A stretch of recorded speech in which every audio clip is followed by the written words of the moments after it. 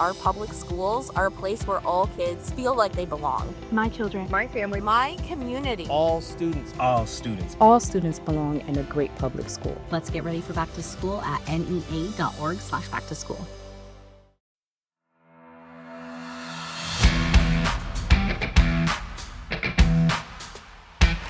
You're listening to RAP, the Welsh Regional Rugby Appreciation Podcast.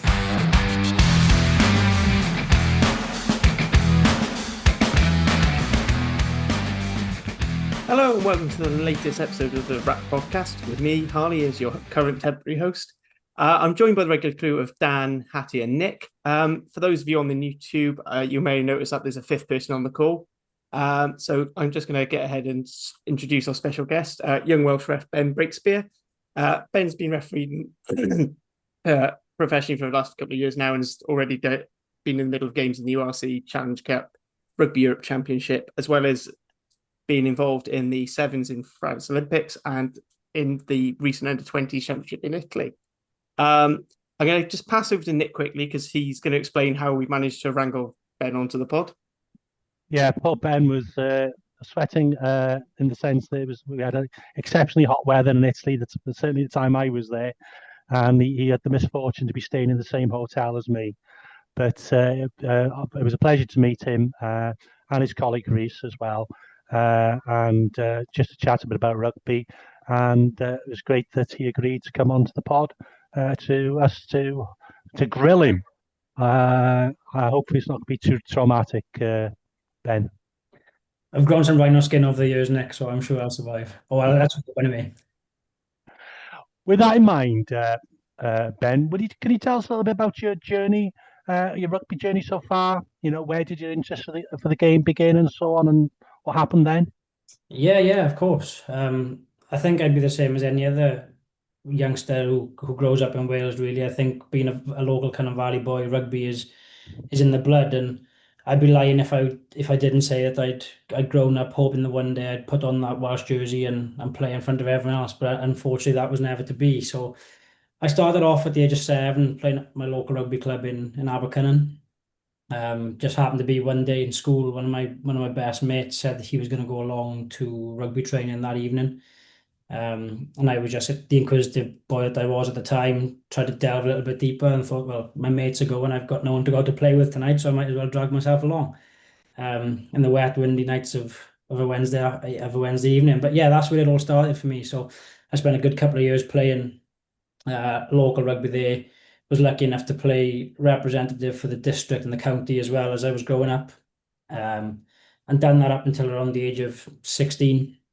And I was fortunate enough, actually this is where my transition to refereeing came then, was in secondary school, my head of physical education, Mr. Di Campbell, was a premiership referee at the time. And we come to GCSE moderation, and the practical element of it was to pick four practical things to be assessed on. So it's playing football, playing rugby, playing cricket. And he gave me the choice of doing athletics or doing cross country. And the shape I was in at the time, I don't think either best fitted my physical ability at that moment. So I done some, again, being inquisitive, what else could I do? And rugby refereeing was that other option. So got a lot of support from Di in that. Started off doing a couple of local school games and local club games, mini and junior stuff, and took off from there, really. I was balancing that career for around 3-4 years, and then decided then that what opportunities were there for me playing and how far I would have gone playing in comparison to what could have been there for me as a referee, and weighed up the pros and cons and give it a full shot. And I've never really looked back since then. And I think starting at a young age really did work in my favour and has helped me achieve some of the accolades I have done up until now, you know. And, talking about that path, once you got to a certain level, were there assessments? How did they sort of decide that, yes, Ben's a really promising ref and these are the next steps for him? Yeah, I think a lot of things tie into that. As you say, it's a very performance-orientated business as the referee, and, we are heavily scrutinised. There's no hiding place from that, whether it be locally on a Saturday, whether it be in the press, whether it be on social media, there's always nowhere to hide. So you start off by doing your level 1 refereeing course, and I was cursed that day because I was actually a Cardiff City season ticket holder, and it was actually the first Welsh derby in the Premier League that day, and I had to miss it for a refereeing course. I wasn't a very happy bunny, but yeah, went along to Cross Keys, done that qualification. As I say, got some experience refereeing young age grade stuff. And then it's an invitation then. So I expressed some interest to go and referee at level 2, which is youth and second team rugby, as we probably all know it.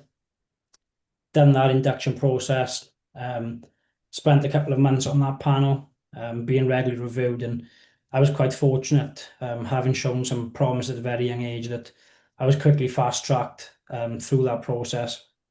Was picked up by Nigel Owens. He kind of took me under his wing and helped support me in the development side with the support of Nigel Whitehouse, Paul Adams in the Welsh Rugby Union, and it was really just exposure then to games in the National League. You know, I think it was Division 3. I think I started off at, climbed from there, and within 18 months I was refereeing in the old Foster's Cup, if you can remember that. Swansea played Llanelli down on Parc y Scarlett on a Wednesday evening just after my 18th birthday. That was my first test of Premiership rugby. And like you say, everything from there then has been performance based. And obviously I've been thankful for the Welsh Rugby Union for supporting me in pushing me onto these external competitions. But likewise then, as soon as that opportunity comes, it's making sure that I'm ready and doing everything within my power to perform at that level to keep impressing as those opportunities come. Obviously, when we were talking in Italy, you're saying that you have a job as well. So how, what's your game week like? How do you prepare? Ready for a match on Saturday? Yeah, it's busy. I think gone are the days now. You always tend to get asked, what you do as a second employment, because I think a lot of referees traditionally would balance the full-time employment along with refereeing, and that's what I've been doing since I've started. I've recently taken up a job. I was a physiotherapist by background, but recently taken up a job full-time with the South Wales Fire and Rescue Service. So balancing that, as well as one of my other colleagues who's probably more famously known than me, is Jenny Scoble, obviously representing the women, and obviously a proud ambassador of South Wales Fire and Rescue as well. So it is possible to manage the two, but I think Jenny will testify, and so will a lot of other professional athletes, that it's not always easy. The week for me, on a Monday, we're doing performance reviews from the weekend, meeting with our own performance coach, meeting with a performance reviewer, trying to tie all of that off. The Tuesday then, obviously, as well as your own personal, physical and mental training. So Tuesday then, it's at the National Centre of Excellence down in Hensall, where we get together as a elite group of match officials, do our training, do a shared review session, sharing experiences, discussing clips, low updates, all those kind of things. We also then have an academy session that evening. So Tuesday is a long day for us, because we then obviously take the reins and share some of our experience with the academy referees. Wednesday is the day we look forward to, because that's the day off. That's the one we get to spend in coffee shops and golf courses, so we always look forward to that one. And then it's back in on the Thursday then at the National Centre of Excellence, training together, prepping together for our games on the weekend, making sure all our final details in prep. And then Friday, traditionally being obviously a cross-border competition, is usually travel for us, refereeing in the URC or in Europe. Or likewise then, if we've got a home game, just spend an extra day of conditioning really, and just trying to dial in for the weekend. Usually referee on the Saturday, and then Sunday is obviously our day traveling back home then. So as you can imagine, trying to fit friends, family, partners and everything else into that, as well as a full-time job, is not easy. No. Somehow we've managed to find enough hours in the day, but yeah, it's a pretty full-on occupation. And with regards to the different roles, obviously, 1 week I guess you might be refereeing, the following week, you might be on the touch, or even the fourth official or TMO. Is there any difference in preparation for those, or do you all come together anyway? No, we've always come together. Obviously, the prep is slightly different. Every role is very unique. Every role has its individual skill sets. And we do have a philosophy that if we can all individually be excellent at our own roles, hopefully we'll all come together and deliver a performance that's expected of us, But like you say, in these competitions, all the players, coaches are all professional. So there's a level of expectation on us that we can deliver of the same standard, So preparation and being on top of our game and being ready to take those opportunities, is vitally important for us, no matter what role that we play in that game on a Saturday. And obviously, you've alluded there to the fact that Monday is a review day. Is that who sort of leads that? How does that work? It's very self-driven. So initially, we all go back through critique our own performances. Every referee kind of has a different style. I know the law book is the law book, but how we apply that and how we interpret that is very individual. So we all kind of critique our own individual performances. That's backed up then by our own performance coaches. So lucky that Nigel Owens has stayed in my corner. So Nigel is coaching me. So me and Nigel will look at that game together then and compare our notes. And then we will go into a selectors review meeting then. So there'll be an independent referee advisor or performance reviewer, as we call them these days, that would have watched the game. And then he or she will share their views. I will share my views and come to a collective outcome and agreement then, which will be taken into a wider selection panel meeting on a Tuesday evening then, which we don't get to sit on as referees, but all the URC selectors will sit and rate your performance then based on other referees that weekend. And I guess with any official, when things go well, you have a good game, people don't comment. When things perhaps are missed, or that's where, unfortunately, especially with social media in particular, there's a lot of pushback. What's part of that process? If there's like a glaring area, there were a couple of things in the weekend, for instance, which seemed to the casual viewer that were, I thought it was a forward pass in the last Australian try, and obviously the biting incident in the women's game. But for whatever reasons, those things weren't picked up, and not, that's collective because the TMO was there. Are there learnings taken when things don't go quite as perhaps they should? Yeah, definitely. Firstly, I'll be honestly admitting that I wasn't up at 5:30 watching that Australia game, so I won't be commenting on that one. And unfortunately, I was refereeing for the second one. But yeah, you're right. It would be great if we could all be perfect and we all come singing or dancing with clean hands. But unfortunately, with refereeing, despite all the technology, there is elements of human judgment and unfortunately sometimes human error. And I think the accountability, and I think that's the biggest thing is, as a group of referees, we don't try and be defensive. We may come across that way, but in our own safe space, we are all very accountable. And when we do pick up these moments of learnings, we will go away and look at what went wrong. How can we be better?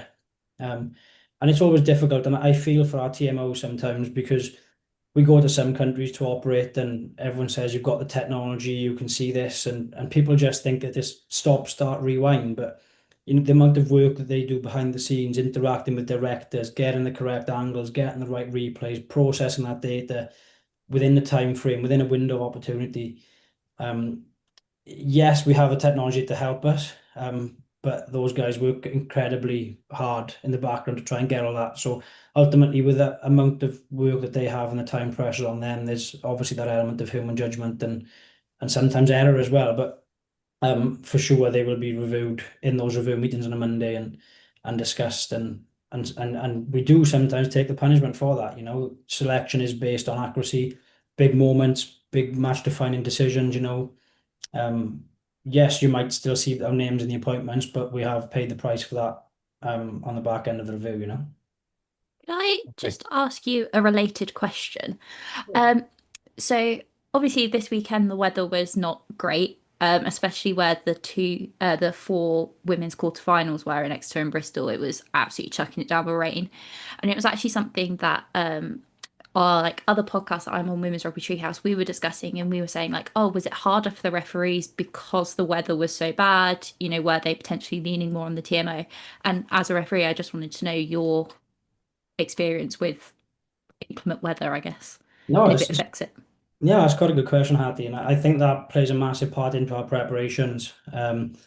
Ultimately the weather changes the way teams play, changes game dynamics, changes everything. You might end up having a lot more kick battles, you might end up having a lot more scrums in the game, which is a lot wetter, or so our plan then is thinking, how can we referee kick contests, how can we referee offsides, how can we be better at managing the scrum, which might be different in a free flowing game where you're thinking, we need to be really strong at tackler, speed of ball, that kind of thing.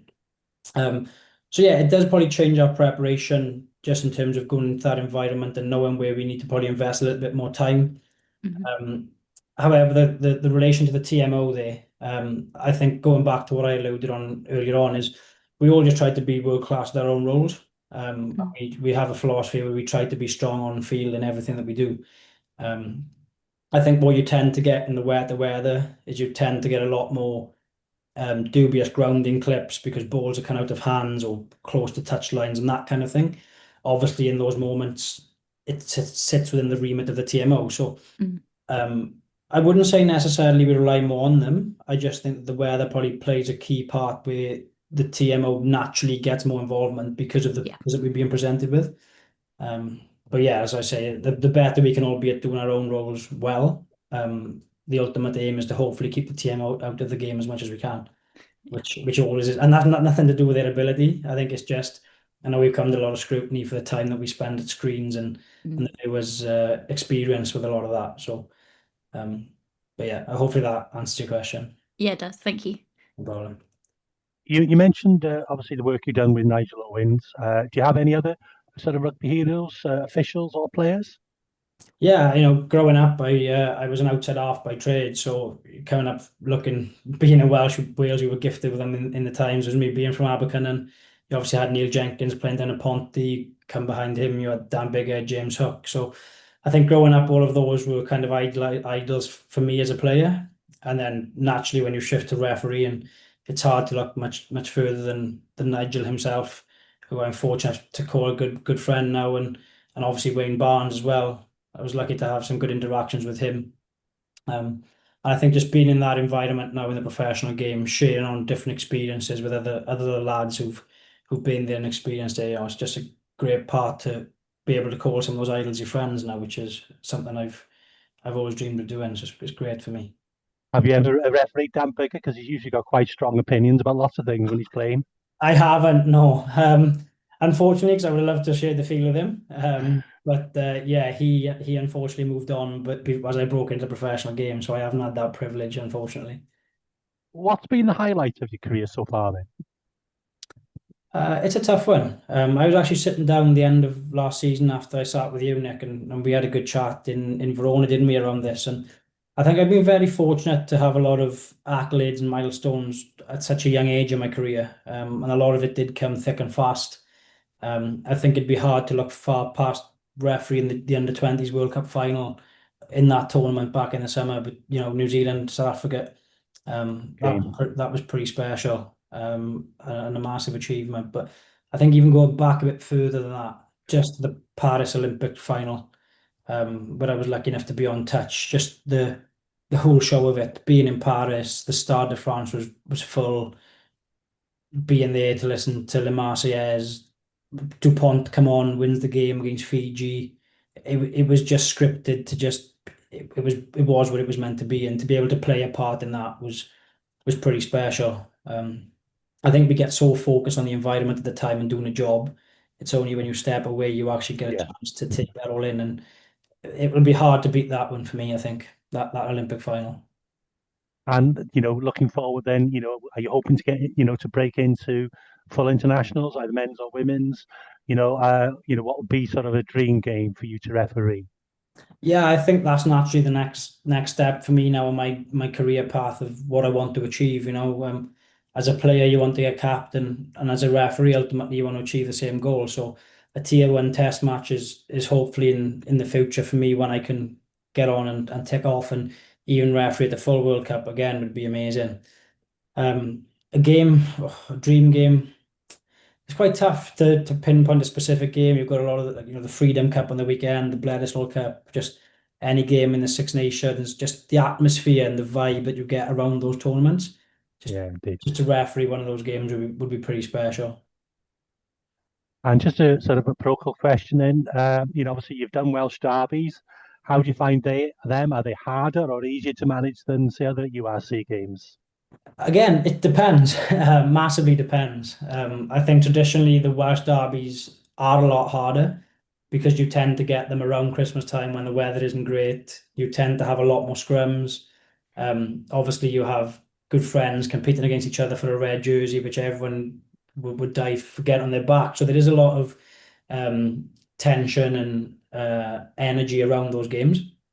But likewise, I refereed the Dragons Scarlets on the weekend, and it was a great game of rugby to referee. Two teams that wanted to play rugby, very limited scrums, and they are excellent. So, I mean, it literally all depends. I think pressure plays a massive part on those games. What's riding on it for the teams, different stage of the year, different competitions. I'm probably going to run the Mulberry Bush, but I think they can be harder, Nick. But I think it's very circumstantial as well. I know they're the games when you get that you put a lot of extra prep into because you know they're not easy. That's great. That's it for me. I think Dan's got the next question. Thanks, Nick. You grilled Ben enough there, really. I suppose. I mean, we have to pay him overtime now, I reckon, after. Who'd have thought a couple of minutes in the shade and it Who'd have thought that it's like being on an episode of Parkinson's? There we are. I tell you what, for the older generation, that is. I suppose stepping away from the on-field stuff, Ben, just is interested in your opinion on maybe more the political element of refereeing at the moment. I suppose there's two elements to the question. Number one, you may have seen it in sort of Wales Online articles and on X and so on and so forth that there's a little bit of shortage. There's a referee shortage allegedly at the moment, which I think the union are kind of denying. And then there's the element that especially the more top end of the game, sort of SRC and above, maybe are prioritising and into the professional element of refereeing. They're prioritising people that are under 25. I just wondered if you could shed a bit of light on that, I suppose, to stop the rumour mill that goes online, and whether you had any sort of opinion on it. Yeah, of course. I think me individually as an individual, I don't have much to do with that community end of the game. Obviously, sitting in the elite end of the game, I not try to actually. I just naturally distance myself from that and where I go with it. But in terms of the bad press and stuff that we've had over the last couple of weeks, I think as a refereeing department, a shortage of referees has always been something that we've naturally struggled with. I think the number of teams have gone up, the number of games have gone up. And I think the age profile, this isn't going to answer your first question, Dan, but the age profile of referees has quickly changed. We had a lot of older people who would finish playing at maybe the age of 30, 35, would then filter into refereeing. And I think naturally that game has changed now to get younger boys through. So we would have lost a lot of older head referees just through naturally the aging process, which we got heavily reliant, I would say, probably a couple of years ago. So obviously that left a backfill shortage. So I think a shortage for us has been something that's always been felt in the background, and we're working really hard in the background on recruitment, retention, and development of referees as well to try and bridge that gap.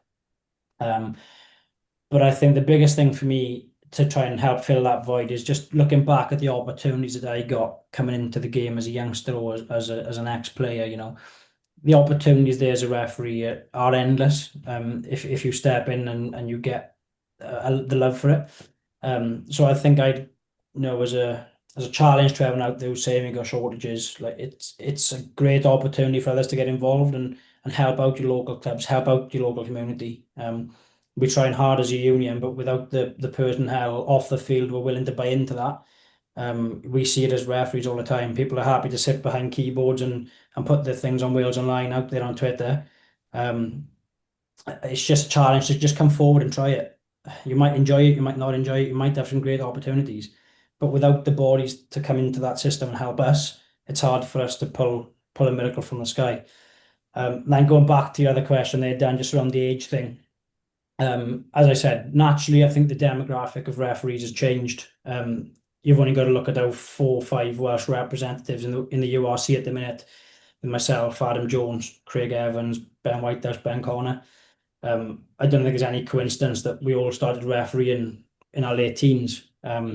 It's a I wouldn't say it's a selection marker, but you look at the average age of a test match referee now being 30, 35, and you look at what I've spoke to earlier on in this podcast regarding the process I've gone through to climb the ladder, get exposure. I've been refereeing 10 years now, and I'm still not in that elite environment with World Rugby. So you think if I'm 27, it's going to take me another possibly 2 years, 29, to then solidify. You're looking 33. So I think as a youngster now, if that door closes for you as a player or you don't miss it, getting into refereeing is definitely an option to stay involved in the game as well as a coach.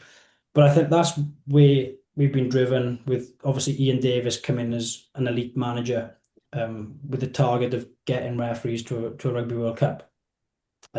There's no secret in saying we've had no Welsh referee in the Six Nations or at the World Cup since Nigel Owens himself retired back in 2019. And I don't quote me on this, but I want to say something that before Nigel Owens, we hadn't had a referee. If you take Nigel out of the equation, we haven't had a referee at the World Cup for 23 years, which isn't a great start to Welsh rugby, or at least for the refereeing department. So Ian had a massive task on his shoulders in getting referees to there. Obviously, I've been fortunate to get those opportunities. Referee the Junior World Cup final. You've got Ben Connor now in the URC. You've got Craig, Ben, Whitehouse, Adam Jones. So we've actually got a real strong contingent of competitive referees in that environment now, knocking on the doors. But the recruitment drive then is looking, if you've got Craig for 2027, myself for 2031, Ben Connor for 2035, who comes in 39, who comes in 43, and we're actually planning now 12 years ahead. And that's where that drive comes from, really, is just investing in people of the demographic that World Rugby are targeting, what that external data is showing us that can drive our mission of getting people to World Cups. How that then's had a knock-on effect on the community game. Obviously, you said, Dan, that there was obviously a shortage. I haven't had much interaction with that, but I'm obviously assuming that that's lost people's drive and incentive. But my point being is the age just isn't the only selected as referees. There's people out there still refereeing in the Premiership, top end of the Championship in Wales, that are getting opportunities. So people who persevere and stay good at the job do still get the opportunities, you know. Yeah, and I suppose the way you put it, the amount of time it takes to get that top end, if it's going to take you 10 years to get to a World Cup, for example, if you're not picking up refereeing until you finish playing, and if you have a dabbling coach and you're 40, that means you're going to be 50. Yeah, in theory, again, well, the reality is that's probably not good to anyone, is it? You know, the demand even on yourselves as referees physically to be able to get around the park and meet your sort of fitness markers and so on and so forth. That's much easier to do at 25 and 35 than it is at 50 and 55. So I suppose it's sort of answer my own question there, to a point as well.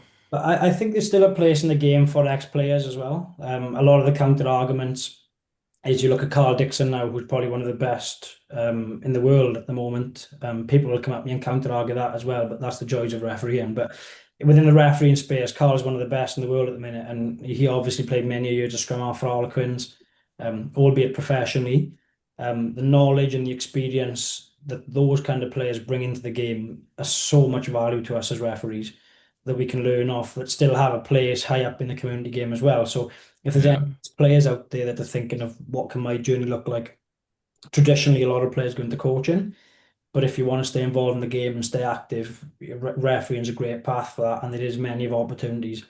Yeah. I started off at 17, and I was quite fortunate in my early 20s that rugby was taking me around the world, giving me exposure and opportunities I never would have had. One of my mates from Pontypridd is going away to Dubai Sevens this year now, and he's late 30s, early 40s, refereeing the Dubai Sevens. So even for people at that age, there's still opportunity if it works for you, you know. Yeah, and I think as well, sort of to back the referees up here, especially in the community games, sort of Premiership down, I suppose. Like I coach in the Championship now, and it's hard for referees. You're on your own. You know, you got no ARs. There's no TMOs or anything like that. You've got to manage everything. You know, there's, I don't know, at our home games, there's probably 800 people present. Everyone's a better referee than you are. when you're on there making decisions that's not going for their team, and it's a really difficult position to be in, I think. And you can't see everything. If you've got your back turned at the scrum, the outside centre's trying to creep a couple of yards, and it's just the nature of the beast, isn't it? So I think that the rugby public, in reality, have got a job to do as well, I think, in getting off referees' backs, because otherwise it's a bit of a thankless job, really, isn't it? Because you only ever get stick. No one ever really shakes your hand and goes, "Oh, well done. You were really good today," in the bar afterwards. If you haven't blown the whistle that much. Yeah, it's tough. There's a double-ended sword here, because we only do really see the bad side of it. I know Yeah. the Welsh Rugby Union running a campaign this season in the community game with respect the ref, and you'll see that visible on the back of our jerseys now. And I think that's what we are asking for back, as well as understanding, the work that these people do. It's not full time. It's not their job. They give Absolutely. Saturdays, like players, coaches, like spectators, to go out and enjoy rugby. And we are trying to, and I always say this, is we try and get a model where every stakeholder in the game is invested in Welsh Rugby. We work together as players, coaches, referees, spectators. That's the only way we can drive this game forward. If we start working individually and going, coaches will do this, players will do this, refs will do this.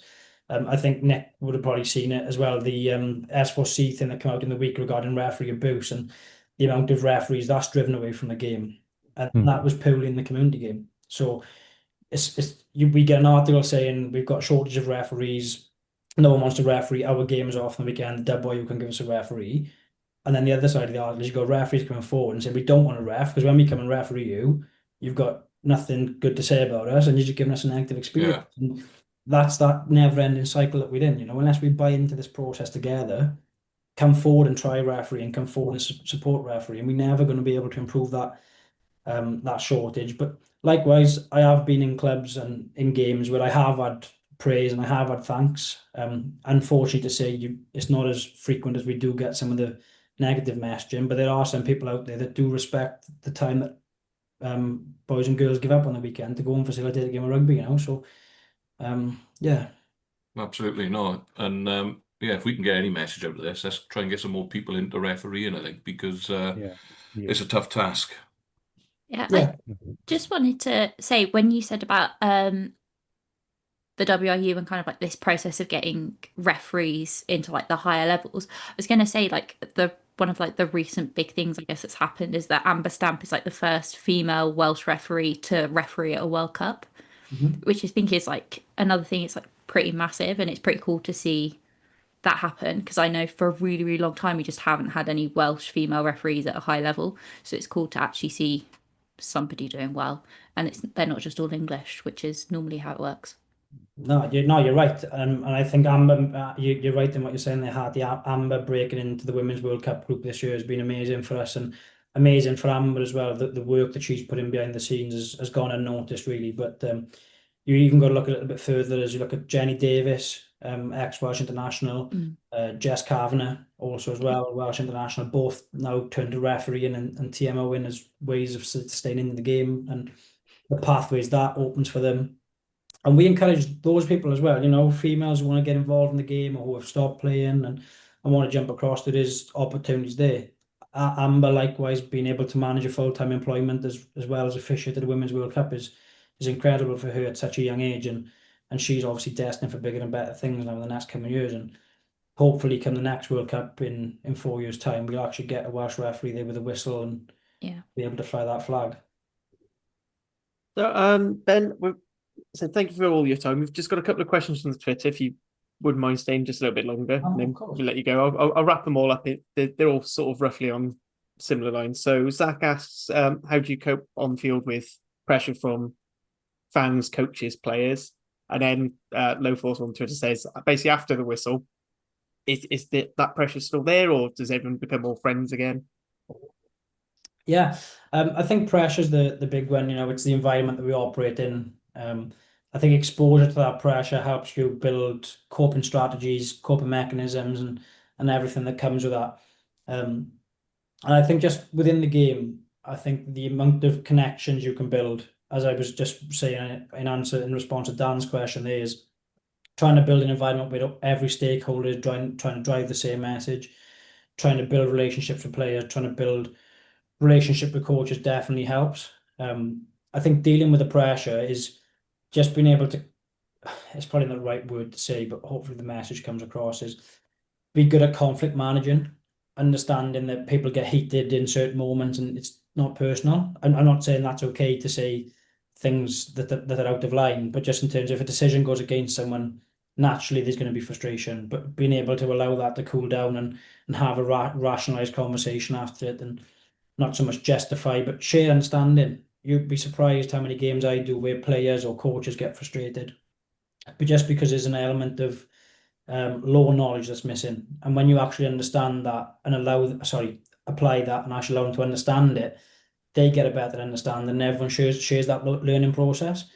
Again, back to your question about after the final whistle, I wouldn't say forgive and forget. I think the higher up you go as well, I think obviously you're playing with people's jobs and people's livelihoods, so decisions are obviously a lot more important. Not that they're not important lower down in the game, but every decision has added pressure in the game. So there is a lot of meetings and discussions that go on post-match. But I think the same philosophy applies to that, really, is if you can build strong, it doesn't have to be friendships, just strong professional working relationships with coaches, with players, and have a level of understanding that there's nothing wrong in saying, sorry, mate, I got that wrong.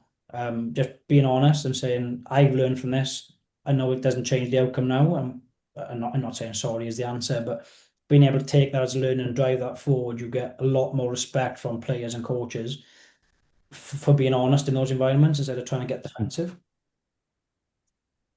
The last. Sorry, Dan. Sorry, Hal, I was just going to jump in there and say, I think it's important that coaches and especially realise that, ref may get the odd decision wrong, but the ref haven't missed any tackles, haven't not pushed in the scrum, haven't overthrown the line out, haven't kicked it out on the full and done all of those sorts of things. Those are player errors, and if you lose by, all right, maybe if it's a final penalty at the end of the game or so on and so forth, but it's so easy to blame external factors in there when the reality is the boys on the field had ample opportunity to stop that big forward running around the corner and put him on the floor before he stuck it down underneath the post for a 7-pointer.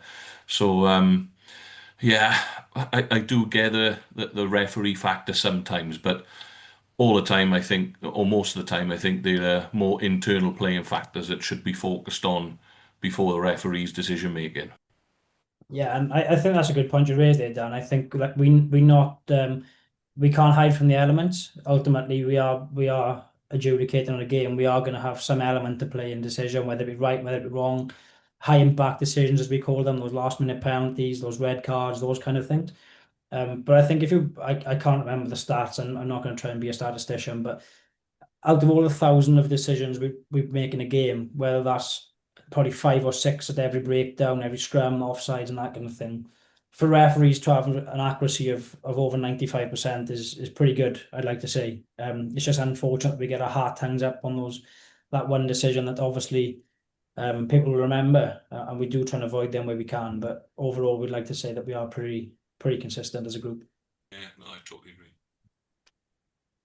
So the final question, well, I mean, he tried to sneak in 2 questions there, Rob, on Twitter. So the first part of the question I was going to say is, given how dynamic the laws of rugby, they seem to be changing every year, what do you think, what would you like to happen to sort of help support referees to, give their decision better? Is it education to the people watching? Is it, is maybe an extra, would you think an extra official would be helpful? If it was in your power, what do you think you'd do? Yeah, I think it's quite hard. I think myself, I sometimes got to take my refereeing hat off and put myself back into, I'm just a big rugby fan who loves rugby and sit there as a spectator. And I do find it quite difficult to follow sometimes when we have so many law variables, and it takes someone 8 months to settle into these new laws, and then all of a sudden we get 4 more new ones and 5 more new ones. And sometimes I think we do make it a little bit difficult to follow. But it's hard because we probably could go down a route where people will say, let's all get more technology, let's be like tennis, let's get Hawkeye, let's let AI referee for us, and everything will be perfect. Look, our game's not black and white, unfortunately. There is an element of grey there. and it does take that element of subjective knowledge and understanding to make those decisions. Not everything is objective, and again, I know we have a law book, but if I was to blow every decision in the law book, we'd probably have 100 penalties in the game and no continuity. And who wants to pay £150 to watch that every Saturday? Not many people. So, I think the answer for us is just to probably try and better educate the spectators and the supporters, because we do very good as a refereeing group to educate each other and get alignment to try and build consistency. Whether that be at World Rugby, at URC, EPCR, WIU, but that rollout then to the fans has to be a lot more understandable for those people. And you won't always get buy-in from everyone. You're always going to have someone that disagrees. But I think the more people you can have understand allows them to take an educated view on what they think are right is wrong. We could sit in a referee debate, put one clip on the screen, and 6 people be at red card, 7 people be at yellow card. What's the right answer then? You're always going to have a decision to split the room. But if you give people the information to make educated judgments, those opinions then hold value and hold weight, as opposed to us getting sometimes nasty comments, which literally sometimes have no knowledge behind them, Can I just add to that, Ben? With the forthcoming season now, especially the URC level, are there any things as fans then should be thinking, oh, there's going to be a little bit more of a scrutiny of this sort of area of the play? Yeah, I obviously we had those new law trials that came in back in January this year, which have been rolled out in the national leagues in August this year, just around the protection of the scrum half, the 60-second conversion, 30-second scrums, not straight at line-outs, to all build continuity. And I think that's still our biggest, or not our biggest, they're still our focus going into this season, as well as our core fundamentals of safety, speed, and space. There's nothing new that's come in into the elite game. Obviously, the 20-minute red card trial is potentially something to keep your eyes on, and that probably making its way into other global competitions outside of the international window potentially in the next coming months. So, but other than that, I think the laws have all stayed pretty similar. But like you say, we go through test windows, and the review system that takes place post-test window then judges what areas our focus is going into Six Nations, going into Europol competition. So as of new laws, there's nothing, but there will be a constant evaluation of areas where we can be better as officials to best facilitate the game. Thank you, Ben. Yeah, I could come up with question after question after question, but I think we'll park it there just to be fair on your time as well. And we've also got a pre-season reviews to get on with. So I'd just like to say on behalf of the panel, thank you very much, Ben, for taking the time. And good luck for the season with whichever games you get given in the middle or elsewhere. Thank you very much, Harry. Really appreciate the time, and thanks for having me on as a guest. I've really enjoyed it. Thanks for Ben. Ta-ra. Good night, mate. Big thanks again to Ben for taking his time. Now, moving on to normal business at hand. I hear it's a very brief news desk for you, Nick. Yeah, not much really. Obviously, we've got the consultation going on, but proper stuff around rugby. Reece Patchell, 32, has announced his retirement from rugby. I think we all agree he's was a very talented outside half. Very unfortunate with injuries, and as a consequence, only played 23 times for Wales. I'm sure would he have played a lot more had he had a bit more luck with injuries. And as anticipated, he'll take up a part-time position for kicking coach for the Dragons. Do you think that's adding something to the coaching ticket then, Pat Rodney Parade?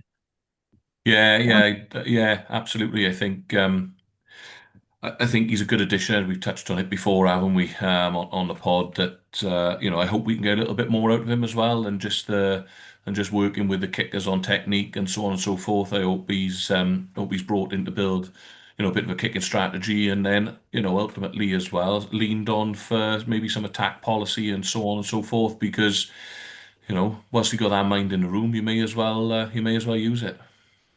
Definitely. Former Scarlet and Rugby Gogledd scrum half Evan Jones was released by the Scarlets last year and is signed for Am Till in the English Championship. So all the best to him. Good luck to him. Pob luck, Ivo. I guess the big news is that Danny Wilson, 49, recently head coach at Harlequins, is joining Steve Tandy as an assistant coach. He's got extensive experience in Welsh Rugby, coached in Scotland, and most recently he was the interim forward coach of the national team's tour of Japan. Dave Redden said he thought he would be a great addition to the coaching team, bring a skill set which is very complementary to Steve Tandy's, and he thinks he'll have a really good positive impact. So I think his last job in Wales was with Cardiff. Do you want to kick off, Harley, with your view on that appointment? Yeah, so I mean, first of all, I think I rate Danny Wilson quite highly as coach. I mean, what he managed to do with Cardiff with both hands tied around his back in terms of who he could sign, his budget, and all sorts of things, and he still brought us to a European trophy. You know, I don't think he hadn't necessarily the time he'd like to embed what he needed, but I did think out in Japan, our forwards did show a little bit more than what, even if the line out was wonky. If I'll be polite about it. It's very interesting to notice that he's listed as a line out and contact skills coach, leaving the scrum up in the air. So I don't know when that bomb might drop, who that could be. And I have no knowledge yet which way or another. But yeah, I think it could potentially be a good appointment. I think the proof's going to be in the pudding. But what I will say is for Tandy, Wilson, and any other coaches, let's at least give them a full international season or so just to bed in and get things working, because it's going to be, they're going to need to get to know each other, know the players. And, you know, there's an awful lot of rot to shake off that Wales team before we should really be expecting much. Question for you, Harriet. I think you mentioned in the last part about Wales women's not having a kicking coach. No kicking coach. So, there's no kicking coach. So if anybody, a certain new Dragons coach would like to help out, yeah, exactly, would be quite appreciative. I mean, also there is Danny Wilson's wife, I believe, has also worked as a coach. She's a former Wales international, former Wales fly half. So don't know if she's, back in the area, if that's getting involved. But literally anybody, the role is open. Please come help. Although I'm sure Sean Lynn will be emptying the backroom staff and getting some new blood in, hopefully. Okay. Thank you. And that's the news, Harley. So obviously, since we last recorded, Wales women did have this third and final and losing game in the World Cup. I don't want to reopen that wound for anyone, especially not Hattie. If you want to hear her very insightful opinions on that, please check out the Women's Rugby Treehouse. And if you are interested in any other podcasts that whether they be Dragons, Ospreys, they've both started, Cardiff, feel free to like and subscribe on YouTube. Check out all the other podcasts on the channel. We also have the Global Game Line, where we have pods for those of South African or Irish disposition. United Rugby Rewind has finally restarted after its long hiatus. So there's plenty of comment. And as always, please feel free to comment your opinions, good, positive, negative. If you'd like to have more guests like Ben on the podcast, please let us know. I'm sure Lee is eager to respond to you. Lee loves a sassy comment. He definitely loves a sassy comment. Now, we're getting into sort of pre-season times, so we are going to start in reverse finishing order from the URC in terms of the Welsh team. So we're starting off with the Dragons with Dan. So Dan, can you just sort of let us know who's come in, who's come out, who's gone out of the squad? How's your pre-season gone so far? And then we'll start going into where we think they might place in the following season. Well, that's the first bit of shithousery of the season, isn't it? Oh, we'll start in reverse order. Yeah, so exactly, bottom to Dan. the top. Yeah. Thank you very much. And just for that, I'm going to take ages and ages and ages now. Okay, so there's actually a fair bit going on at the Dragons, isn't there? And I'm probably only going to touch upon it here, so I will drop a nod to the boys at Dragons Layer. If you want a full, in-depth look at the Dragons pre-season stuff and the boys there, Jamie et al. And Gareth, etc., on what they've got going on, there's a full 2-hour plus pod already sort of up on our socials and on Spotify, etc. So go and have a listen to that. But here we go then, deep breath. As we already know, Reece Patch have come in. I think everyone's massively happy with that.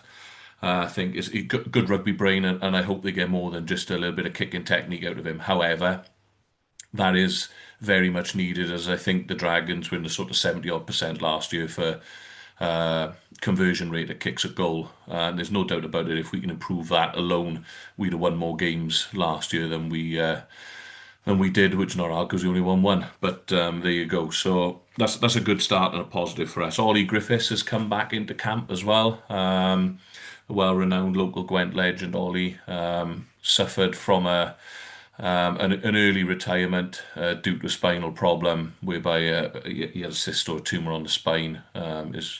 Is my understanding. I'm glad to be corrected on the full medical assessment there, but that sort of ended his playing career. He was probably really unlucky with injuries over his career as well, and probably deserved more than his 2 Wales appearances. I think he had 1 Wales full Welsh cap and an appearance against the Barbars as well. And he's come in on an S&C basis. And I would have thought, above anything else, irrespective of his knowledge and all his qualifications, he'll be good just for the boys to have him around. Friendly face, good in the change room, brings plenty of rugby knowledge as well, and not just sort of strength and conditioning knowledge. So hopefully that'll be a good asset to the Dragons over the coming season. We've also added a defence coach. Dale McLeod's come over from New Zealand. I saw him up close and personal when the Dragons did their road show. He was doing some coaching, some one-to-one tackle tech stuff up at Abertlery Park with when the Dragons came up to train as part of their sort of community engagement stuff. Seems like a real nice guy. Not that I've spoken to him on a one-to-one basis, but the players seem to be taking on board everything he was saying. Seemed to have a nice calm manner about him as well. So hopefully we'll have a little bit more structure and a little bit more bite in terms of our D this year, because obviously Philo came in to do it, but due to the Di Flanagan move out of the organisation, then it meant that Philo was doing effectively what Di was doing in multiple roles. So hopefully that'll give us a bit more bite, and we'll be a bit harder to break down over the coming season. And then in terms of player, I've got them up in front of me actually because there's so many. In terms of player arrivals, players out, we've actually I think we've actually had 22 players out in total. We've had a few leaving the season, a couple of notable ones being Steph Hughes, Ollie Griffiths, as I mentioned, Leon Brown through retirement. And then the likes of Scott Williams, who sort of came and went throughout the season as well. Dane Black has gone back to the Scarlets, Tane Basham to Cardiff, Dan Liddy at the British Lion has retired, but is also staying on as a contact coach at the Dragons, so that's some good continuity there. I think some of those names we probably miss. However, the reality is probably Dan was at the sort of peak of his powers a few years ago and was on his way out. And ultimately, sort of, we've been carrying the likes of Leon and Ollie for a while, actually, due to their injury profiles, hadn't we? So we hadn't actually, got our bang for buck in terms of those two, unfortunately, due to their level of ill health over their playing career. And in terms of the incoming players, I'll list them all for you now because there's 16 of them in total. So we've added Wyn Jones, Dylan Lewis, and Rob Hunt in the front row. Loose head and 2 tight heads. I think they're 3 brilliant acquisitions, and I think they've so far so good. We saw them briefly on in the Scarlets game. Scrum, I thought set piece was pretty good, but we'll touch on that a little bit more now. We've added Levi Douglas, who's a big second row sign from Biarritz, and Seb Davis from Cardiff. Tom Young and Mackenzie Martin have come in. Tom Young's come in on a permanent deal, but Mackenzie Martin's come in on a loan from Cardiff. I think I spoke to Jamie briefly in the week who went down on Saturday to watch him. Big guy, his ball carrying was impressive. So hopefully we can get the best out of him in our back row. We've added Niall Armstrong from Exeter, the Irish scrum half, comes in at 25 years of age to bolster our scrum half options. Tinas De Beer and Jack Lloyd have come in. Jack Lloyd's probably got the highest ceiling out of the two of them. However, he's only 22 years of age and comes in from the SRC. Good rugby player, Jack, if anyone's watched him play at Newport. Tinas De Beer, season before last, I thought he was fantastic for Cardiff, if I'm honest, and thought he was probably a bit unlucky not to play more often down at Cardiff. With Sheedy coming in, I don't dislike Callum Sheedy, but Tinas De Beer probably did enough to keep the jersey a little bit more often than he was allowed to. Then we've had the two Tongan internationals coming in. I don't want to butcher any names here, but Piers come in from Zebra. He can play outside centre, he can play inside or outside centre. I'm hoping he'll give us some go forward in midfield, and we'll solidify that defence for us as well. And Inisi comes in on the wing from Moana Pacifica in Super Rugby. So there's a little bit of X factor there and a level of physicality to our backline that the Dragons have probably missed or not even had over the last few seasons.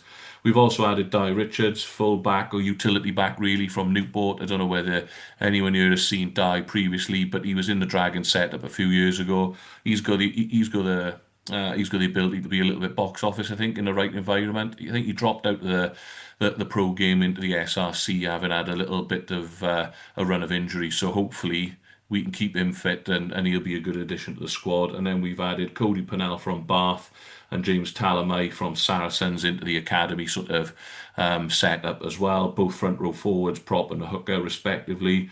And in terms of our academy signings, probably Harry Beddle would be the one there that is the standout. He comes in from Leicester officially, but I know he'd been playing at Hartpury University as well, playing Buck Super Rugby, and we'll all know him as the Dragons 20s captain. All muck and bullets, I would say Harry Beddle, you expect nothing less than sort of 15, 20 tackles a game. Probably needs to add a little bit of bulk to his young frame, but ultimately I think he's a fantastic addition as well. So I don't know what you guys think, but all in all, I think those are 16 good signings. We've added good depth to our squad chart, and a lot of international quality in there as well, which I think is fantastic. I was doing a brief count yesterday and the day before. I think the Dragons have got, we could, for the first time in a while, maybe if ever, put an international pack on the field, which I think is brilliant, and with backup off the bench. So, yeah, let's watch this space. I'm quietly confident. We've gone well over pre-season. We travelled to Hartpury University, played their championship team, who were a solid mid-table championship side, and we put them to the sword, really, scoring 40-odd points. We beat the Scarlets on Saturday at home, 33-28. As I touched on previously, I thought the set piece was good. Physicality from the forwards, we had some proper go forward at times. We even managed to see Funaki come off the bench, and I know some people from the Dragons lair thought that he didn't actually exist and he was just a phantom, but he does exist and he has made an appearance. So there's another guy effectively that's like a new signing for us, because he didn't play at all last year due to injury. So that was good. And Westwood Junior picked up a hat-trick on the weekend, so it's a good start for young Joe Westwood there. I'll give a little nod to the 18s who continued there, who actually completed a good block of results, only losing once, and I was down at the Arms Park in a high scoring affair down there. They beat the Scarlets. They also beat the Scarlets, their counterparts from West Wales, 12-10. Low scoring affair, but if you saw the weather, even the Otters went on strike. So I'm not surprised it was a 12-10, one for the purists maybe. But all in all, I'm really pleased with the additions on the coaching setup and on the player front. I sort of said tongue in cheek, in our WhatsApp group earlier on, I think we should be aiming for the playoffs, having seen Wales Online putting us at 12th. But I genuinely, I don't think we've got much of an excuse this year.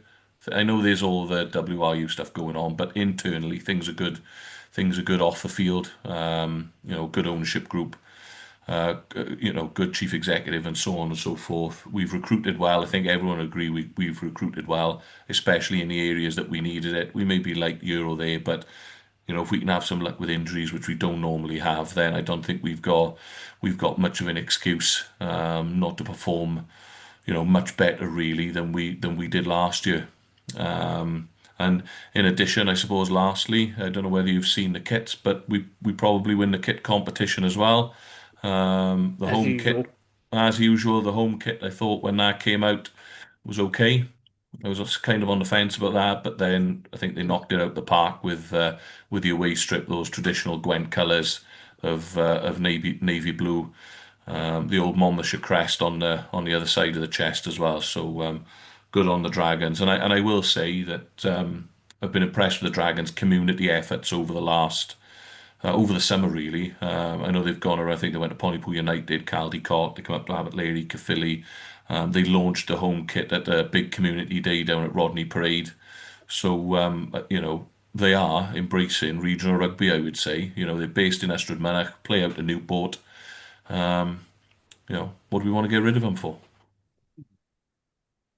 And that's my two penny worth about the Dragons. I don't know what you guys think, but on paper, at least, we're looking okay, aren't we? Well, I said, I mean, when it comes to, we'll do Cardiff and Scarlets next week preview, so a lot of those names are going to come back up when I talk about our second team moving away, establishing themselves in Gwent. But so Dan, for you, you said it's got to be better this year, and you can't see any excuse why it wouldn't be. How much better do you think? Where do you think you're going to come in the league? Do you think there needs to be a bit more focus on Europe, or do you think Philo should sack off Europe again this year? Where do you think you're? Well, I think we've added a bit more to the depth chart. A proper run in Europe would be nice, wouldn't it, in the Challenge Cup? And you're looking at the players that have just named: Wyn Jones, Dylan Lewis, Hunt, Davis, Young, Tinas De Beer. There's enough depth there, I think, to have a bit of a run in that competition. Ultimately, if we do start picking up a couple of injuries, I think we need to prioritise the URC. If you look at the URC fixtures leading up to Di Flanagan's exit from the Dragons, we weren't far away. We beat the Ospreys opening day, and then we were losing by a score, or just over a score to, who did we lose to? Was it, the Lions at home, and so on and so forth. And if we can win these games at the start of this season, or the equivalent of, depending on how our fixtures drop, then we hold ourselves in good stead. And I think it's a little bit of a cheesy old line, isn't it? But winning's a habit. I think losing is a habit. And as soon as you start and that snowball starts rolling down the mountain, Hattie will probably put a nod to this. I think that, Wales women are probably in that rut now where it becomes a habit. The senior men's team for Wales have been in that habit over 18 games. It took some breaking, and I think it's going to take some breaking for the Dragons as well. But it is a fresh start. We have performed well, albeit this pre-season fixtures, but there have been some green shoots there for me, especially around the set piece and the way we attacked from the highlights that I saw against the Scarlets. So, winning one rugby match all season's not good enough, especially the first one. I think the Dragons faithful deserve more than that. And based on those signings, I think we can do exactly that.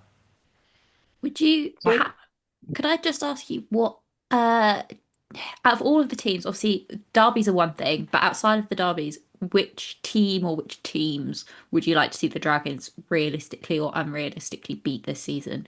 Who would you say is like the one that you want to get? I think realistically, especially if we play a couple of South African teams, we got a fixture list in front of us here. If you want, do you want your first 5 games? Yeah, we got Ulster first, then the Sharks. If the Sharks, for example, coming over just after an international block, I think is a good thing. That should be a targeted game for us. Ulster haven't been no great shakes over the last few weeks. If we can go and sneak a win away at Ulster, I think that's massive. These are the types of fixtures, especially Ulster come into Rodney Parade. We should be looking to pick them off. Glasgow away, maybe a step too far for us, depending on what sort of team Glasgow play with them. Then we've got 2 home fixtures, Cardiff and Ospreys at home. If we can win those 3 home fixtures, which I don't think is an unreasonable ask, then we're well set, and we've sort of tripled last year's effort already, haven't we? So to answer your question, Hattie, I think the Welsh derby's a bit more of a lottery, aren't they? I think we can do better in those. But those travelling sides, I think Rodney Parade really needs to become more of a fortress. We may struggle away from home. I can't see us winning in Leinster or Munster. But Connacht coming over. We've beaten Munster previously at home. We can turn over Ulster and those South African sides. I think we stand a chance of beating them at Rodney Parade. Different ask completely over in South Africa, I get that. But those are the fixtures that I'd be targeting, home fixtures. And there's no reason why we can't pick up a few more wins in the Challenge Cup as well. Nice. Right, so I'm going to put people on the line now. Producer Lee is going to write these down and put them in an envelope ready for the end of the season. So I want everyone to just very quickly say final position they think for the Dragons and where they think they're going to come in Europe. So we're going to start with Dan, as it is your team. Where are we going to come in the league? I think we make quarterfinals of. I think we've got the ability to make quarterfinals of the Challenge Cup this year with a player pool we got. If we take it seriously, if not, we go out in the group stage, which I'm okay with.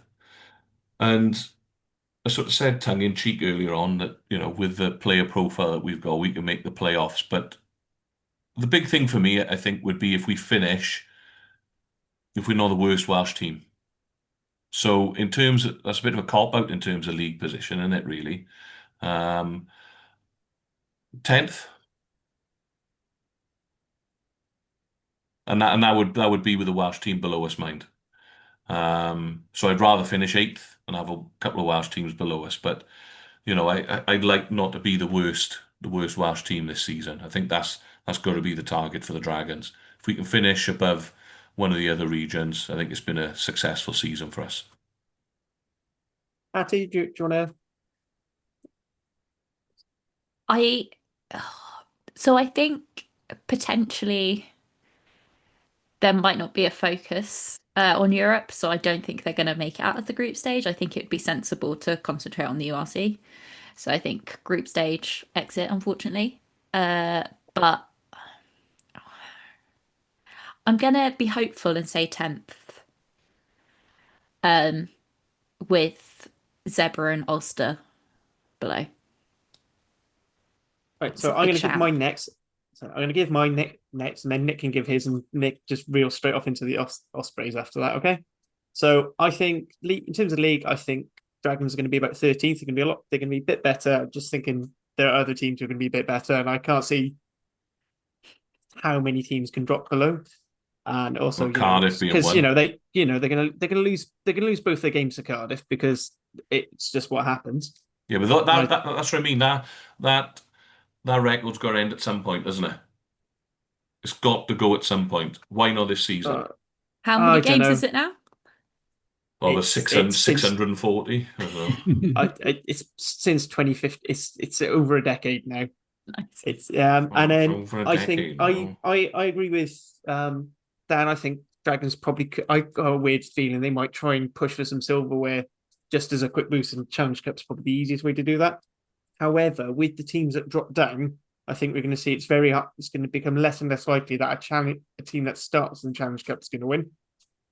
With those those higher ranked teams coming down, particularly if they have a shocking first round in the Champions Cup. So I think quarterfinals. And I said, then we'll move on to Nick and get onto the Osprey stuff.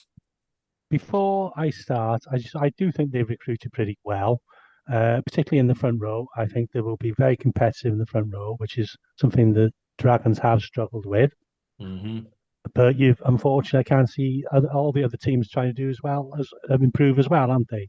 So you've got to think about who you're going to finish above. I do think they'll finish above Zebra, but I'm going for the win. I think they'll win 4 or 5 games at home. I can't see them winning on the road, but obviously that's a lot better than last season. So that's probably going to leave them 15th and round of 16 in Europe. I can't wait for you all to read Humble Pie. I'd be more than happy to. I was nice. I can't wait. I can't wait. I can't wait. All right, shall we get the Ospreys pre-season so Dan can get his own back? Start getting his own back on people. Well, obviously, just ins and outs of the club. Obviously, the big loss is obviously one of the best players who I think has worn the Osprey shirt ever, all Wales. Justin Tiplick, obviously, we all know, is retired now from the game. It's interesting. I was heard a bit of the Cardiff Central interview with Derek Cross, and best player he's ever played with was the man in the blue cap, and it's players at all levels have said that. Lions have said that. So that's a huge, fantastic career and a big loss. I think they recruited pretty well. We've also lost Will Griffiths, who's a really good player. Had a lot very similar to unfortunately had problems with injury. He's gone very quietly, but he's not appeared on our website or our app. And all the players in the UK. So wish him for all the very best. We've also lost Tristan Davis to the Scarlets. So, but we've also, and obviously Adam Beard as well, which seems quite a long ago now since we knew that Adam would be going to Montpellier, and I think he got on the field on Saturday. So we've recruited Ryan Smith from the Queensland Reds. So potentially a like for like there as a lineup organizer. We've also recruited Ross Moriarty, and I still think Ross has got something to give in the game. He's still only 31. He had a lot of injury problems last year, but he did appear and played for 40 minutes, 50 minutes in the friendly against Exeter. So, and we've also recruited Harry Williams, who's a scrum half. So we've got, and also Evan Daniels has come in as another hooker. So in certain positions, we've sort of got a lot of depth. Like hooker, we've got 5 potential players who could play. Scrum half, we got 4 because obviously Hardy came in last year. I do have concerns about 10. I think Lou Scully picked up an injury in pre-seasons and he's sort of the backup 10. Although we must remember, of course, Jack Walsh originally came in as a 10 when he came in from Exeter and had played there quite a lot, but also has been very effective at 15. A lot of our players are in the 20, sort of below 25 to 30. We haven't got an awful lot of players post 30.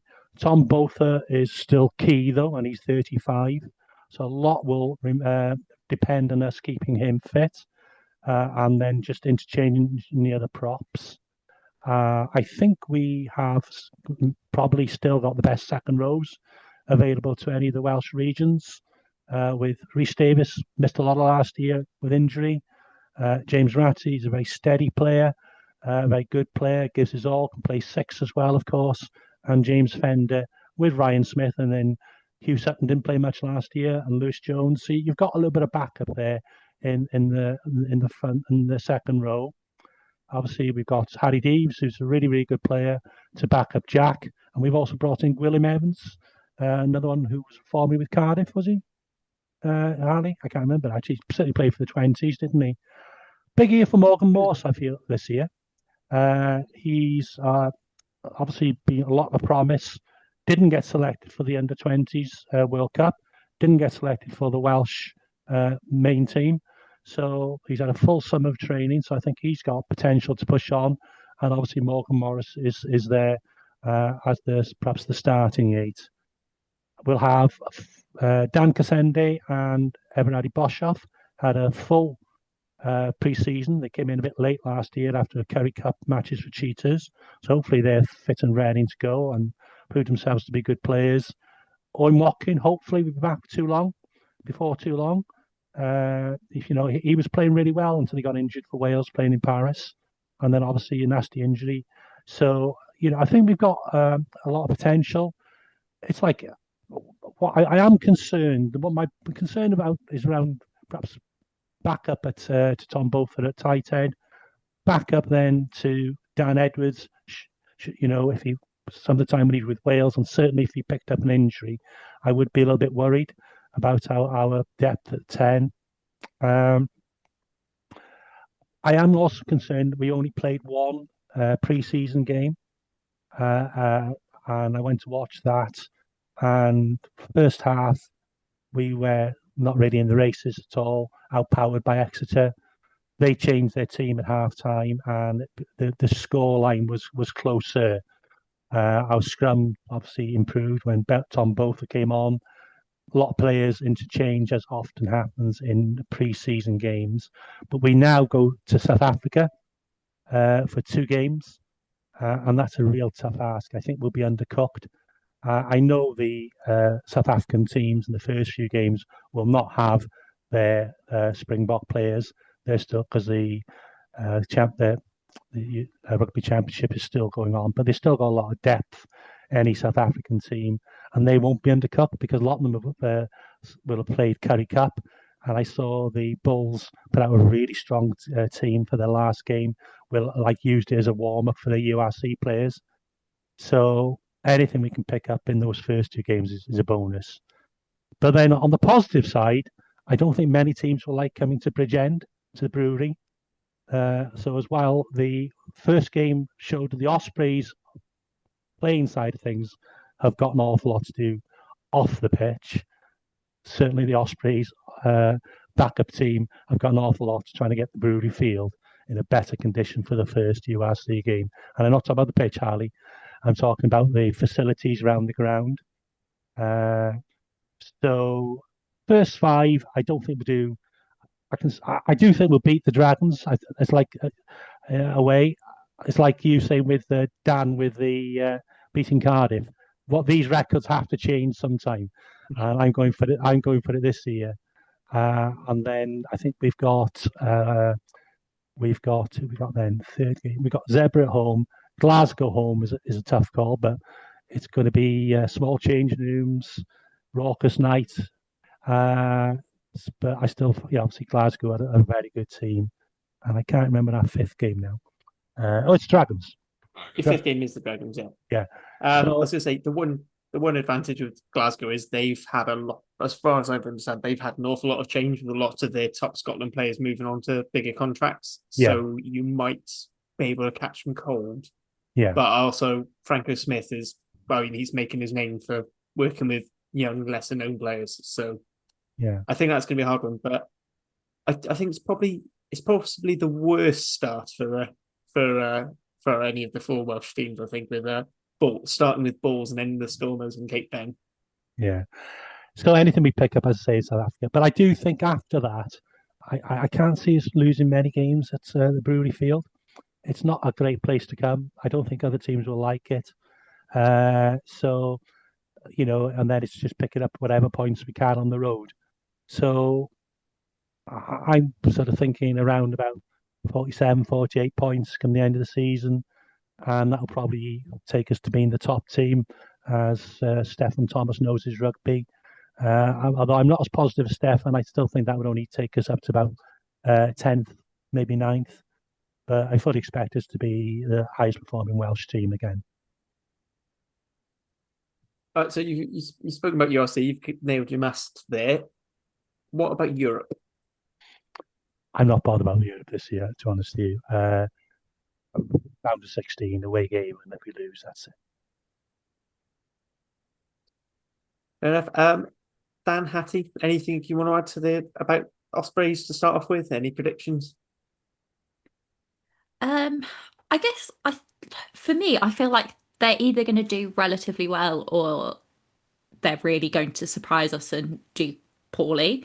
I think going to Brewery Fields it could either go really well, and you could have the kind of like, they're not great facilities, but at least the Ospreys are used to it, whatever.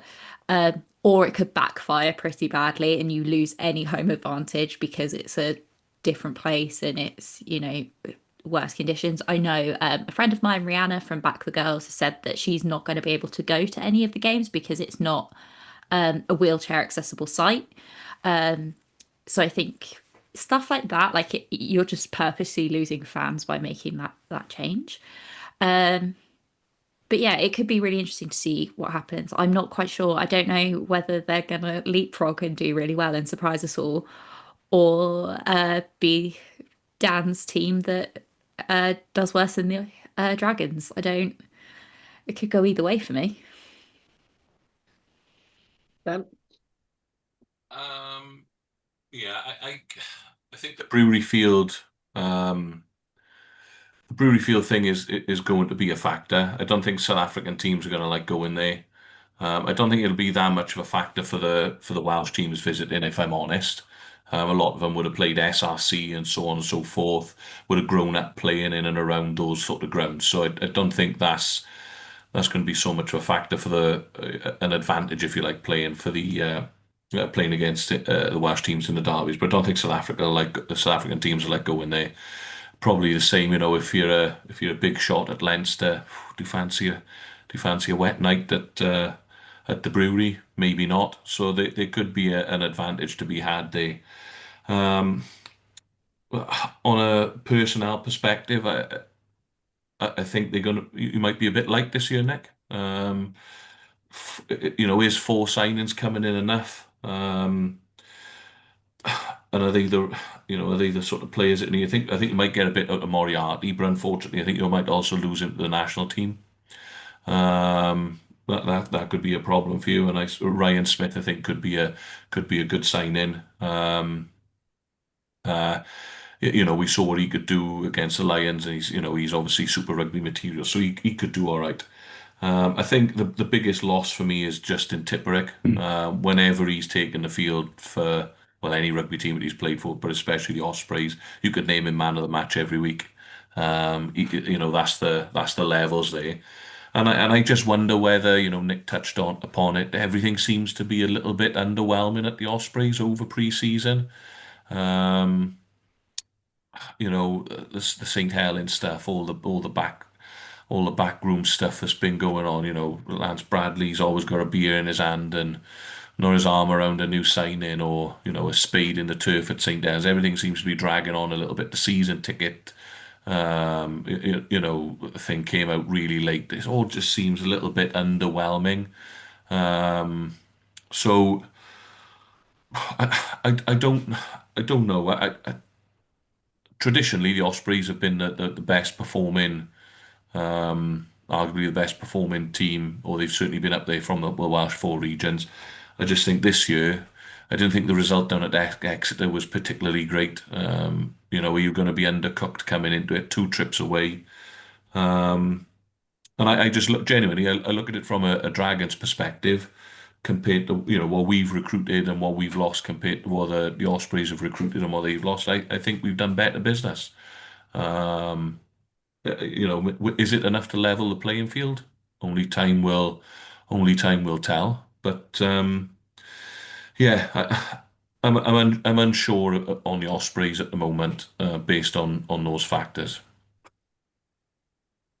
Yeah, I think I echo Dan's comments, but I am going to press you both, Hattie. Hattie was sort of trying to sit on the fence, so I am going to press you. I would like a European prediction. I'd love a URC prediction from you both, please. I said the Dragons 10th or 11th, didn't I? So I don't know. I'll go big. I'll say they're going to come 12th or 13th. And Europe, I think they might potentially do like a reverse of the Dragons, where I think the Dragons maybe won't concentrate on Europe and will concentrate on doing slightly better. Whereas I think for the Ospreys, because they haven't got the greatest first couple of matches, they might try and do better in Europe. I don't know. I don't know if any of this makes any sense. So maybe they might make it out of the group, but round of 16 max in Europe. Yeah, I think the Ospreys get out their group. Quarter-finalists last year, Nick? Or last 16, was it quarter-finalists last year? I think they've got the ability to get there. I think you probably hit the nail on the head, Harley. I think anyone will then struggle against some of those bigger clubs that drop down. Especially if they're from France, then there may be a struggle there.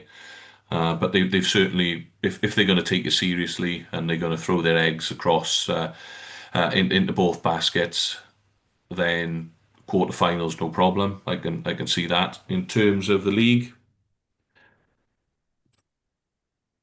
I don't know. I genuinely think for me it's going to be feast or famine this year for the Ospreys. I don't think there's going to be any in between. I think they're either going to be right up there in the playoffs, sort of 6th, 7th, and make a good stand for it because there's good coaching staff there. They'll play a decent brand of rugby this season. They've got that continuity with Mark Jones now as well. He's had a pre-season and all that sort of, the sort of 1/3 Toby Booth, 2/3 Mark Jones. I think it's either going to be feast or famine. So they're either going to be up there or swapping positions with the Dragons. Not at the bottom because I think they'll be better than Zebra and 1 or 2 others. But yeah, lowest position at 12th, best position is 7th. What do you need me to nail my colours to one of those? Liam sure will pick one. I'm sure he'll decide whichever one's the most wrong in when we get to the end of the season. Yeah, and put it there. all right, I'll go somewhere in the middle then and go ninth. There you go. How do you like those apples? So it works for me. Works for you. I agree, Dan. I think it could be feast or famine. I think it's gonna hinge on two things. One again injuries, because Ospreys like Dragon both had horrific injury records last year, particularly when their second row issues. And I do think once you take out once you weaken the type 5 of the Ospreys, they quite get atable, especially into the Booth era. And then I think with Mark Jones and the way he was trying to shift things up, the forwards were having to do a lot more than has been asked of them in the past. They got tired a lot quicker, and I think we saw that in like the Judgment Day game and their quarterfinal game in Europe. That almost too much was asked of them. And that said, go on then. No, and this is where I think the Dragons maybe have done a little bit better business. Like Nick was on about the reliance on someone like Tom Boother at tight end. We all know that tight end's a cornerstone of that scrum, anybody's scrum. Whereas this year, that the Dragons can start with you can start with Lewis, bring on Hunt. You've got Chrissy Coleman in the squad as well. Ultimately, Wales international Chris Coleman. I think we need to use his full title there. Well, I think he's been coined Super Chrissy Coleman. To use his official term, Sir Christopher Coleman of Gwent, in a couple of years' time, no doubt about it. But these are the options that the Dragons have got now, whereas we haven't previously got that. If both is injured, are we reliant on Nick? Ben Warren, Rhys Henry. Ben Warren, Rhys Henry, for me, that's the difference. I don't think for me, there's a drop off there. Whereas for me, the Dragons don't lose too much. We're swapping those around. That also, our boys around, and that also gives us a little bit of continuity and the ability to rotate that squad to try and keep people fresh. I think that's true of when we come to next week as well. I think we're all just a couple of players short of having really decent squads, and so you are very reliant on not losing a tight head or an outside half. It might be slightly different for another team, but that I would like to have recruited another. I would like Robert Hunt to sign for the Ospreys, and I would like an Owen Williams type player we lost. So I should have mentioned Owen, an experienced 10 to step in when needed 3 or 4 times a season, and so you're then very dependent on keeping your best players on the pitch. Also, I was just going to say, it's going to be interesting whenever you have a player transition from playing to coaching. It can either go extremely well and they take to it like a duck to water, or it can go not great. Mm-hmm. And so it could be interesting to see what happens with Tipperick there. Is he coming in? Is it defence coach that he's coming in as? Yeah. Like, it's a big role for somebody who's never had to coach at that level. I know that they said that he was transitioning at the end of last year, but it's a big jump. I know, like, Sam Warburton came out when he retired and went straight into the Wales camp, and he left after like one campaign because he was like, I just wasn't ready. So it could be interesting to see what happens there. He could be excellent because it's Tipperick, and he's been excellent so far with everything at rugby, or it could go badly wrong. I did see a good sign, Hattie. As he was coming down the stand, he's got a new clipboard. Well, that's what you want from a coach, isn't it? A new clipboard, nice shiny whistle, and a clean pair of boots. He had a new clipboard. Yeah. Oh, yeah. Oh, sorry. This is a bit off topic, but I was in Bristol at the weekend, and I was walking down to Ashton Gate, and this couple got out of their van, and they were both in dry robes, and I was like, oh, as you do. And then I looked in their van, and they had dry robe car seats. Wow. Yeah. I should point out the interest in it. So I should point out the interest in this is the long running joke on the back channels for the Women's Rugby Treehouse of that Sean should just hang around the Gatlin's Gate wearing a dry robe whilst we were waiting for a new coach, just because then they might hire them. That's all you need to do. You need to hang around like a Welsh stadium in a dry robe and a clipboard, and you will get hired as some form of coach, either Gwalia Lightning, Brython Thunder, etc. Also works if your name is Ashley Beck. If your name is Ashley Beck, you will automatically be put forward to jobs, even if you didn't apply. 4 jobs, and your budget is a packet of Quavers and an Amazon gift card of £25. That's all you get. Just moving back, because we could go on tangents all night, and Yap City is officially trademarked by the women's pod, so we'll park that there. Because someone will have pointed out I haven't done my predictions, I'm going to predict Ospreys 14th, but I think they're finally going to break the European quarterfinal hoodoo, and I think they might sneak into the semi-final due to a favourable draw. Yes, yeah, maybe. I don't know what you guys think, but modern rugby for me is all about the collision area, both sides of the ball. Can you win enough collisions? And when you look through the makeup of your squads, and you guys will do it next week, and Nick and I have done it now, is there enough collision winners in your squad to win enough games? I would argue we have, because they're 2 or 3 years down the line now, a lot of those players. And we got, so we can put a decent pack out every week. And I'd argue that you've previously had that as well, Nick, and I would say that's something that the Dragons have struggled with over the last few seasons. But I got a squad in front of me now, and I'm looking at, right, is our set piece going to be okay, and can the front row win some collisions when they gotta run the ball? And you're looking Wyn Jones, Dylan Lewis, Robert Hunt, Rodrigo Martinez, Chris Coleman. Yeah, I think they can. Elliot D, Brody Coughlin. Yeah, they can. Levi Douglas, Seb Davis, Ben Carter. There's enough grunt in that front five, I think, to do enough. Back row, Tom Young can win collisions. Funaki, we haven't seen him yet, but he's a South Sea Islander. That's literally their trademark, isn't it? They love collisions. Harry Keddy, Shane Lewis Hughes, Aaron Wainwright, Mackenzie Martin. I am looking at these things. Then even in midfield, we got Harry Ackerman coming back after a lengthy layoff. He can win collisions. Player Inisi, there are collision winners now in the Dragon side that we haven't had previously, and I think, I'm really hoping, and it's the hope that kills you, I know, but we can win enough collisions to win more games of rugby this season. And I generally think when you look across your squads for when you have a go at next week for your predictions for Cardiff and whatnot, that's going to be the key. Are you going to win enough collisions this year? If not, I think you're going to struggle, because the South African teams will win collisions. Your Leinsters, your Munsters, they'll win collisions. Glasgow will win collisions. If you can't do that, you're struggling. You're really, really struggling. So fingers crossed, we're a little bit further down the line than we have been previously. Just a little bit of a side thing. We've got a saying up here: "Born in hope, die in Kaigule," which is the next village where the cemetery is. So. Oh, I don't know, Dan. But yeah, it's the best time to have a bit of hope to start the season, isn't it? Absolutely.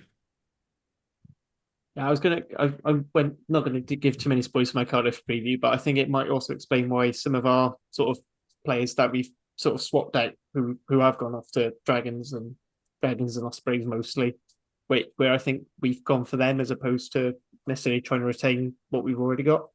One thing that we've been talking about is Scarlets did really well last season and had very few injuries.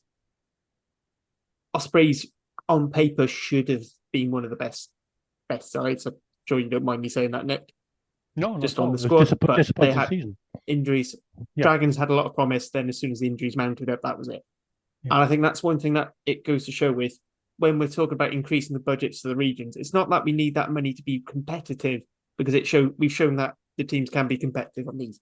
What it is to be competitive with enough depth that we can. Yeah.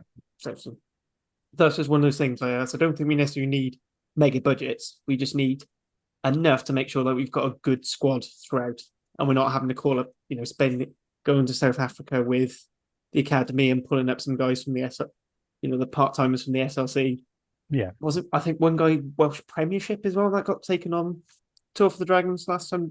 Yeah, which yeah. I mean, at that point, I'm starting to worry about safety concerns. Yeah, definitely. Yeah.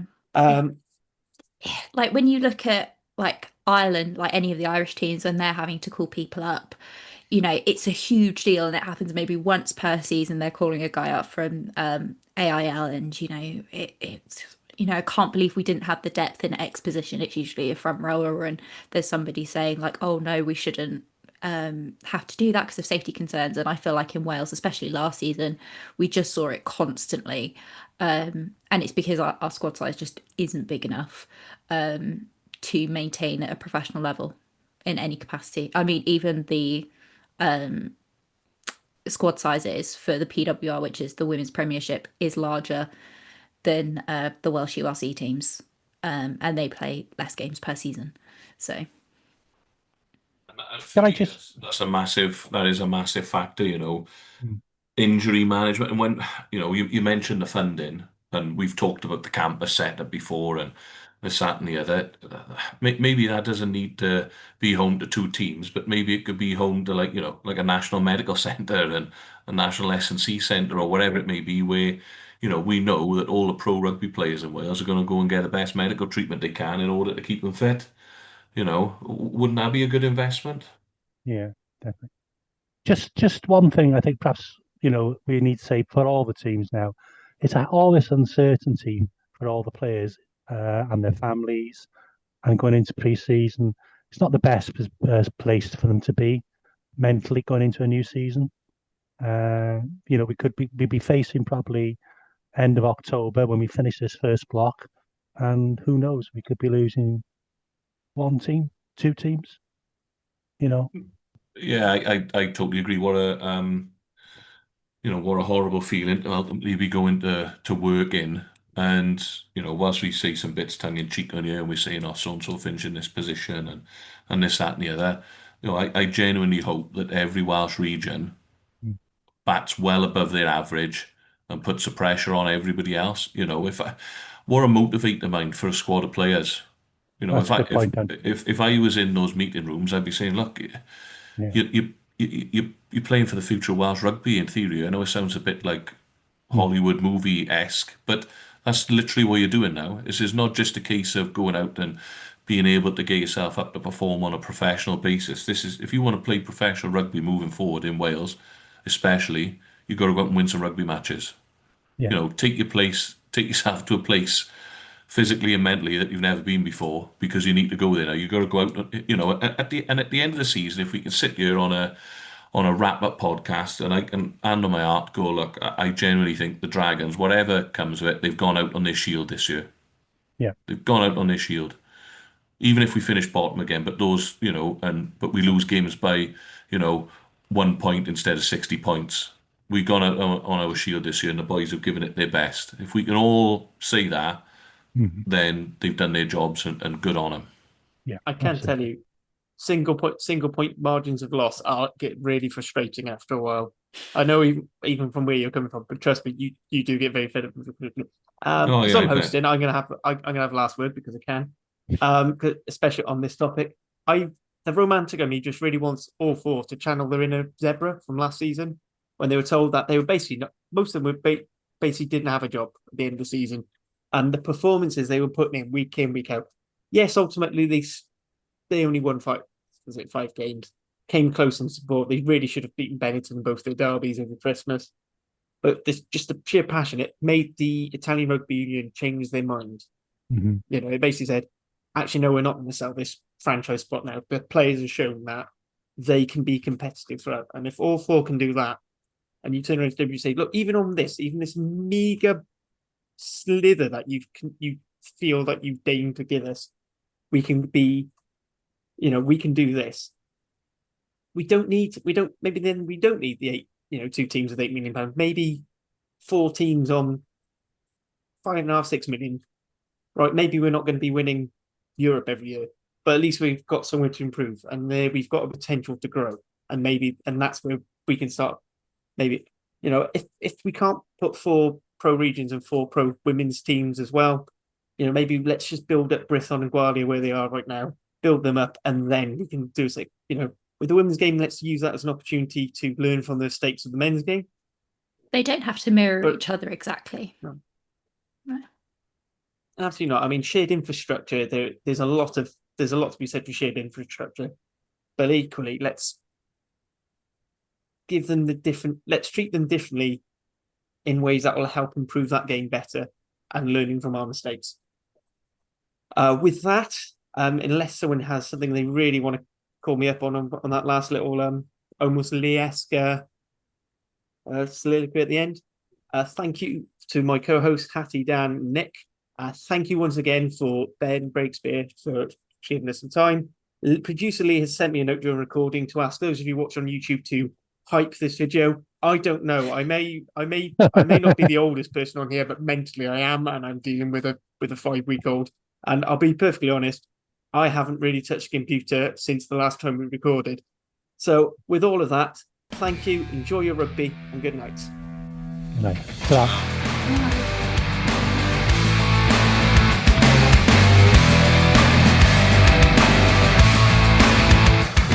That was RAP, the Welsh Regional Rugby Appreciation Podcast.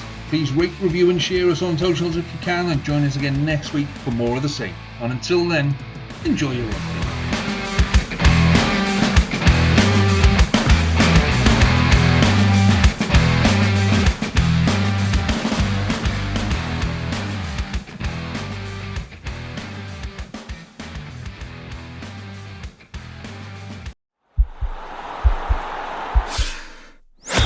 This podcast is part of the Sports Social Podcast Network.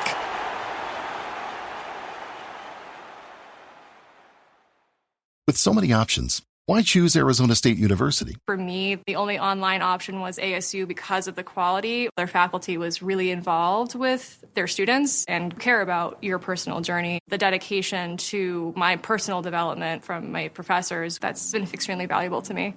Earn your degree from the nation's most innovative university. Online.